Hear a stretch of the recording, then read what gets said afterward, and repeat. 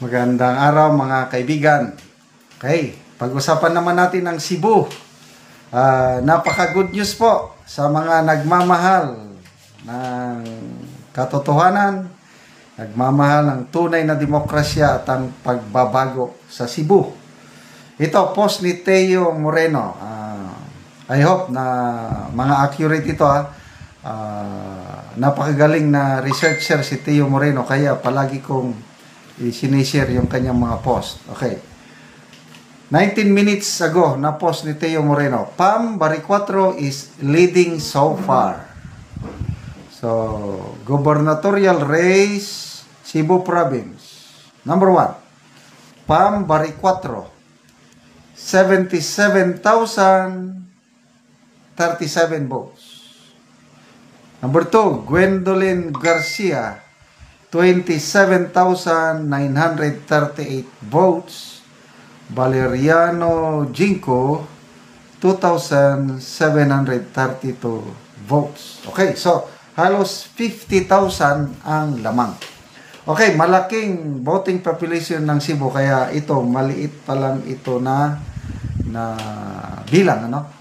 But sana magtuloy-tuloy itong ganitong trend at sana walang mga hocus-pocus na mangyari. Okay, magbasa tayo. People who reacted. 11,000 people who reacted, 6,400 love. Like is 3,400.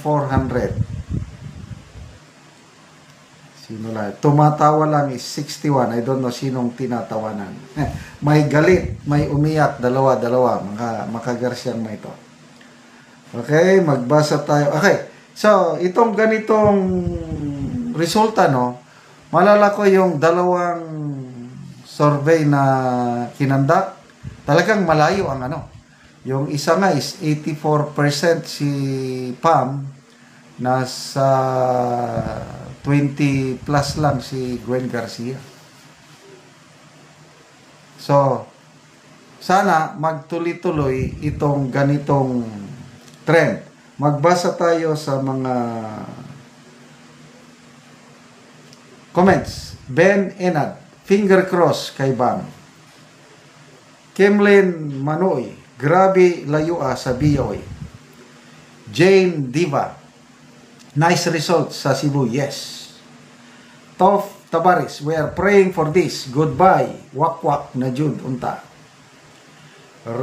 Raymond J. Okba, wow, Duterte magic in Cebu Province. O nga, malala natin nung bago nakidnap, na-aresto si Tatay Digong, yun na nagpunta siya sa Mandawi.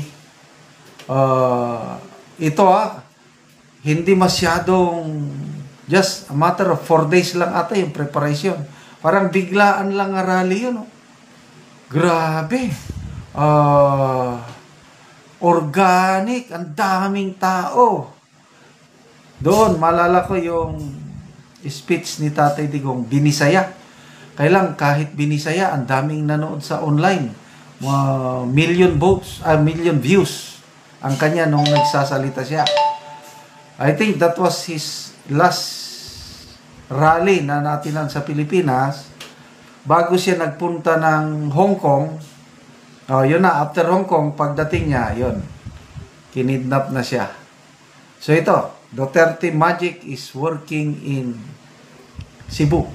Paano na ngayon? Kung magtuloy-tuloy ito, dahil, ulitin ko, partial and official result. Ang masunod, yung i-announce ng COMELEC. Yung ano. So wala pa naman. So, I hope, sa galing ni Teo Moreno na mag-research, I hope na medyo accurate itong kanyang pinost na ito. Praying for a win, sabi ni Solel Wonder.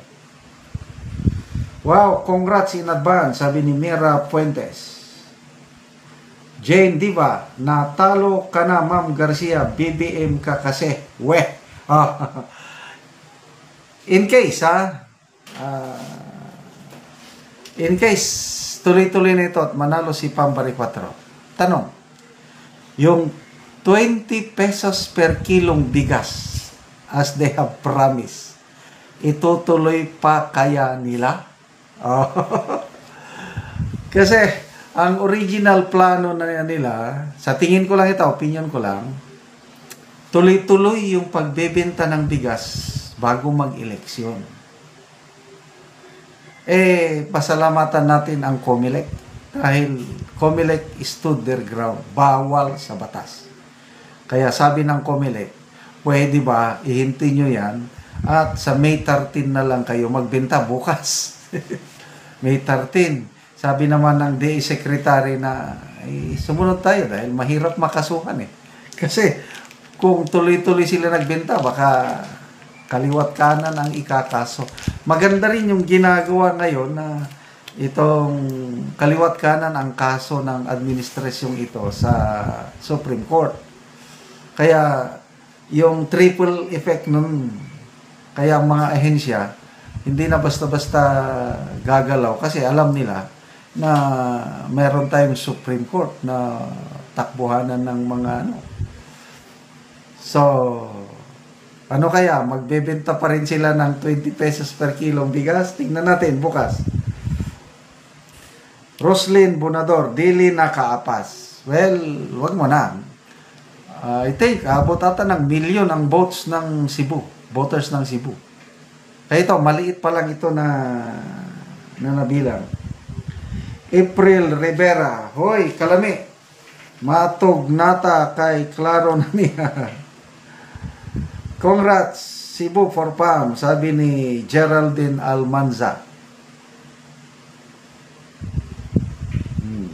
Thank you, Lord. Alhamdulillah. So, congrats daan, Ma'am Pam. Abe, Mercy Kanupin, agay, kasakit ani. Rodeline Bayani, pa-update sa Senator. Okay, we'll try our best. Naghanap din ako. Baka medyo magpuyat muna ako ngayon. Hindi muna ako matutulog. Kasi gusto ko ring malaman update sa Senator. Sana maraming makapasok sa ating Duterte 12. Ito, boto ko. Talagang ako, sinunod ko. Duterte 12. Yung 10 plus 2, Camille Villar and Aimee, yun talagang binoto ko. Para lubos-lubusan na lang. Okay, so...